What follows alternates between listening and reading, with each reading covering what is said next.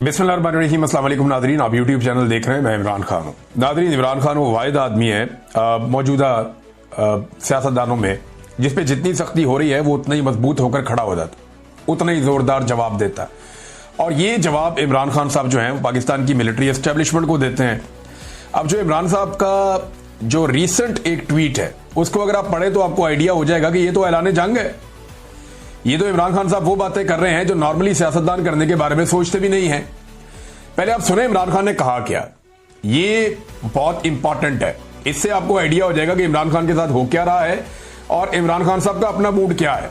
ये जितने लोग कहते हैं ना कि डील शील ये वो, हाँ ये जरूर है कि इमरान खान ये एस्टेब्लिशमेंट के साथ चाहते हैं कि बैठो बात करो, निकलो इसमें से, और ये जो आपका गंदा किरदार है इसको बंद करो। फिलहाल ये नजर आ रहा है, लेकिन इमरान खान साहब किसी से भी डील नहीं कर रहे। फौज के साथ डील करने वाला आदमी ऐसी जुबान इस्तेमाल नहीं करता।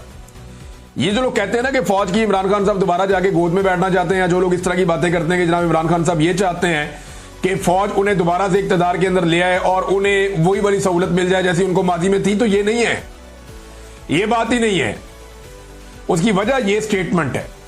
इस तरह की स्टेटमेंट देने वाला आदमी कभी भी दोबारा ऐसा नहीं है कि वो फौज से सहूलतकारी चाह रहा हो।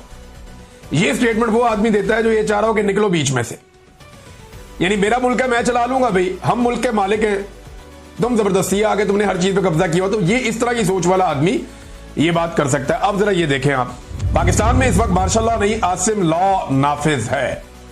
ये डील करने वाला बंदा ये बात करता है। इमरान खान साहब के अपने ट्विटर हैंडल से ये लिखा गया है, मुल्क में आसिम मुनीर का कानून चल रहा है और ISI उसे तहफ्फुज़ दे रही है। जो चीज आसिम मुनीर को ताकत देती है वो इस मुल्क का कानून बन जाता है। आसिम मुनीर अपनी ताकत के लिए मुल्क की हर चीज की कुर्बानी देगा। ये आर्मी चीफ फौज की बदनामी करवा रहा है जैसा कि याया खान ने किया था। कैटेगोरिकली इमरान खान साहब ने कह दिया कि जो मौजूदा पाकिस्तान का field marshal army chief Asim Munir साहब है, इमरान खान साहब ने क्लियर कर दिया कि ये एग्जैक्टली याया खान ने जैसे फौज की बदनामी करवाई थी वैसे ही ये वाला आर्मी चीफ भी फौज की बदनामी करवा रहा है। इस वक्त सेनेट, कौमी असेंबली, वजीर आजम, सदर सब गैर कानूनी है। एक जाली आईनी अदालत बनाकर हमारी नशिस्तें कम की गई हैं, जो तारीख में कभी नहीं हुआ कि एक जमात की नशिस्तें किसी और को दे दी जाएं। वो आईनी अदालतें जिनमें इंसाफ मिलना चाहिए था, आज वहां आसिम मुनीर ने अपने जाती नौकर बिठा रखे हैं। सिकंदर सुल्तान राजा ने तारीखी इलेक्शन फ्रॉड किया है और उसे तौसीह देकर इस धांधली को तहफ्फुज़ दिया गया। इस्लामाबाद हाई कोर्ट के जज 7 माह से मेरी अपीलें नहीं सुन रहा क्योंकि इसे भी हदायत आसिम मुनीर से मिल रही हैं।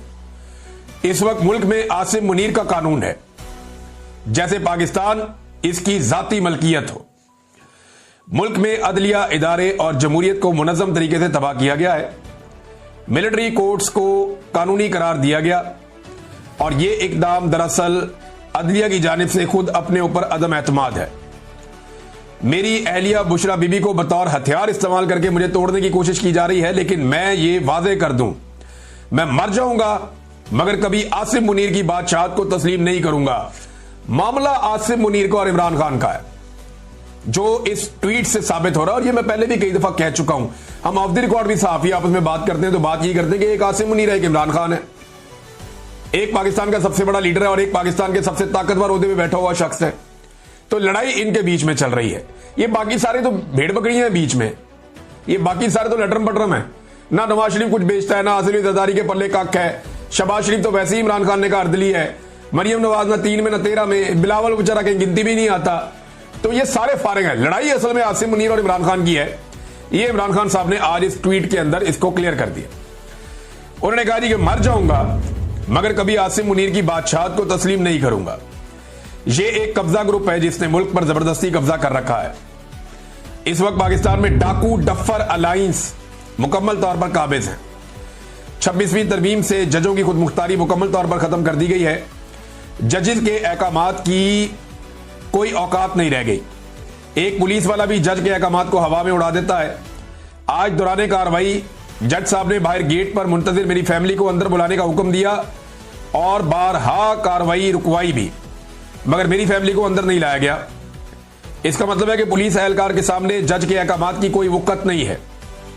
हमारा इंसाफ का निजाम मुकम्मल तौर पर दफन हो चुका है।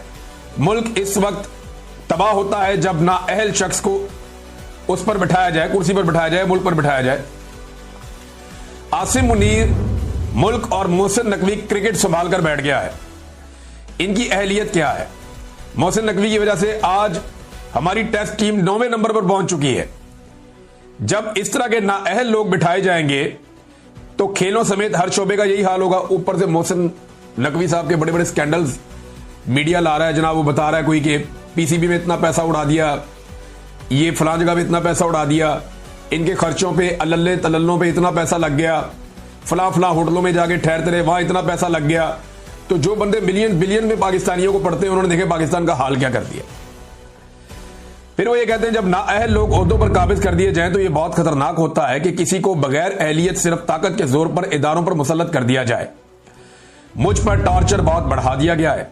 मुझे 22 घंटे सेल में कैद तन्हाई में रखा जाता है। मैं आपको पहले भी बता चुका हूं और ये कानून है, सिर्फ पाकिस्तान में नहीं आलमी सतह पे भी। अगर किसी को कैद तन्हाई में डाला जाता है तो ये अदालत के अहकामात पे हो सकता है, क्योंकि कैद तन्हाई आज खुद एक सजा है। तनहा किसी बंदे को या कैदी को रखना ये एक बड़ी खौफनाक सजा होती है और ये सजा किसी अदालत के हुक्म के बगैर नहीं दी जा सकती, जो अदालत की इंफॉर्मेशन से बाहर इमरान खान साहब को दी जा रही है। वो ये कहते हैं कि 22 घंटे मुझे सेल में कैद तन्हाई में रखा जाता है, किताबें नहीं दी जा रही, हालात हादरा से बेखबर रखने के लिए ना ही अखबार दिया जा रहा है और ना ही टीवी देखने की इजाजत है। ये ना सिर्फ मकामी बल्कि आलमी इंसानी हकूक की बदतरीन पामाली है। आज जज के हुक्म पर 3 घंटे के बाद फकत एक किताब मुझे मुहैया की गई है, जबकि मेरी फैमिली ने गुज़िश्ता 1.5 माह के दौरान कम से कम 2 दर्जन किताबें भिजवाई हैं। जब से जेल सुपरिटेंडेंट गफूर अंजुम आया है मुझ पर टॉर्चर बहुत बढ़ा दिया गया है। ये तमाम टॉर्चर इसकी सरबराही में किया जा रहा है। हम पाकिस्तान में अमन चाहते हैं। पाकिस्तान में इस वक्त जो भी अमन के साथ खड़ा है, अमन मार्च कर रहा है, हमें इसके साथ भरपूर यकजहती दिखानी चाहिए। आज 7 माह हो गए मुझे अपने बच्चों से बात नहीं करने दी गई है। ये उनका हक है कि वो अदालत में जाएं और मैंने खुद अपने बेटों को कहा है कि वो इंसानी हकूक की बुनियाद पर आलमी अदालत से रुजू करें। वो अमेरिका में किसी से मदद नहीं मांग रहे बल्कि अपने हकूक के लिए आवाज बुलंद कर रहे हैं। जब सदर ट्रंप की हुकूमत आई तब भी मैंने यही कहा था कि पाकिस्तान के फैसले पाकिस्तान में होंगे। ये बात मैं भी आपको बार बार कहता रहा हूं कि ये जरूर एक हुकूमत आई है और उसने दावा भी किया कि जनाब हम ये खत लिखने लगे हैं या हम वो फोन कर रहे हैं या हमने पैगाम पहुंचा दिया है। और ये चीजें उन्होंने ओवरसीज पाकिस्तानियों को, बड़े इंपॉर्टेंट और बड़े मोतबर लोग हैं जिनको बताई और उन्हें वो चीजें शेयर भी की।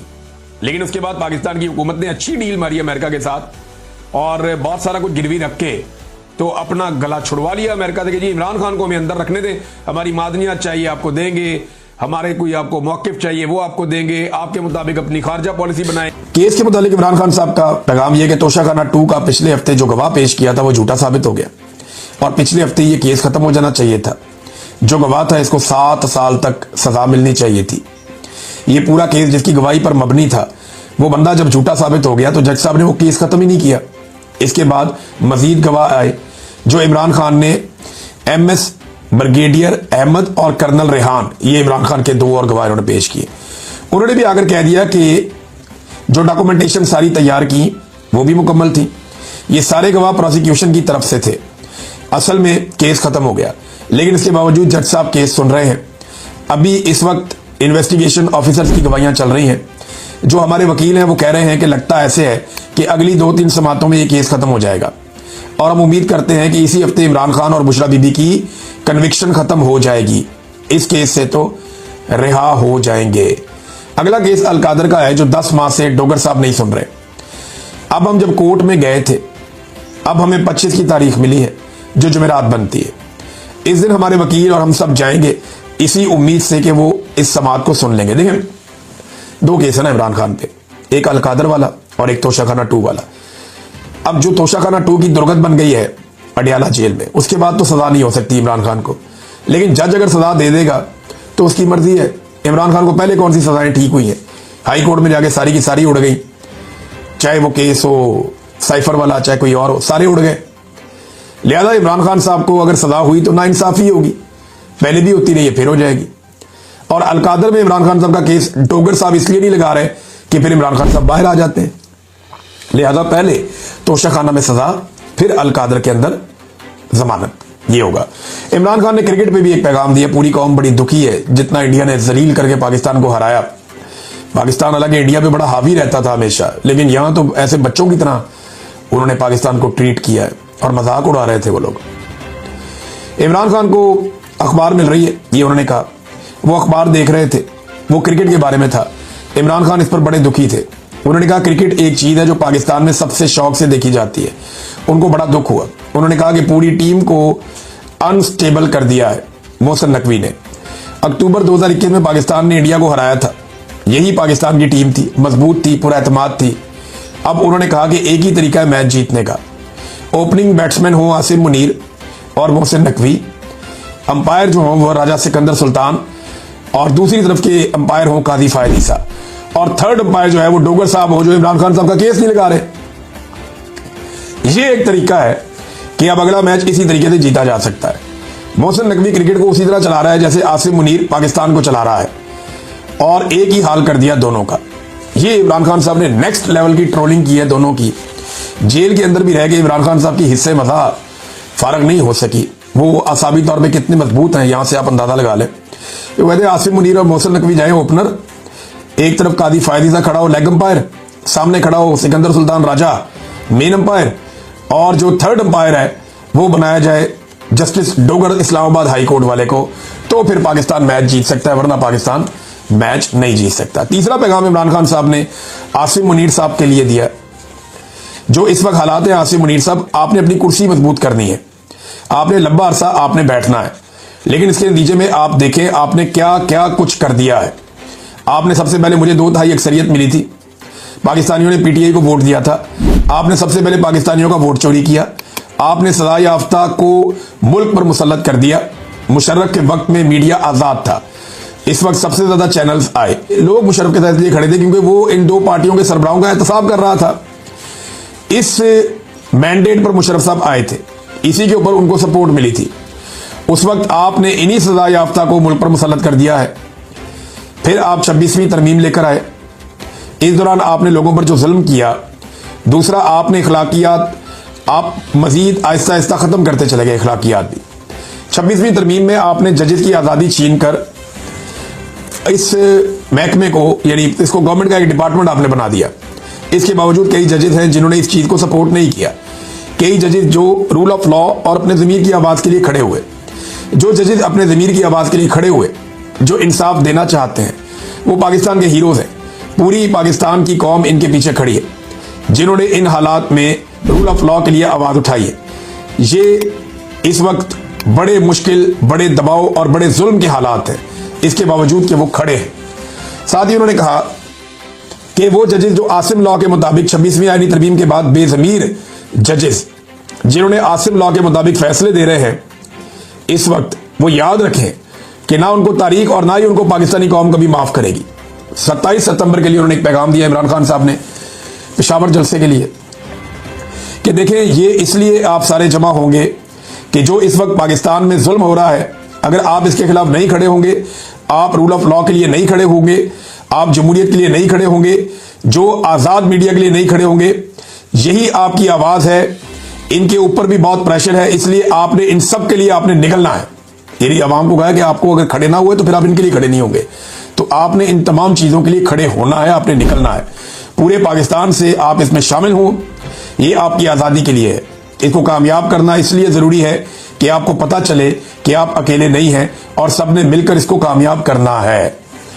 अपनी पार्टी के लिए इमरान खान साहब ने पैगाम दिया आखिरी कि अली अमीन गंडापुर और जुनैद अकबर मिलकर इस जलसे को कामयाब करेंगे और इनके पीछे पूरी पार्टी इनको सपोर्ट करेगी।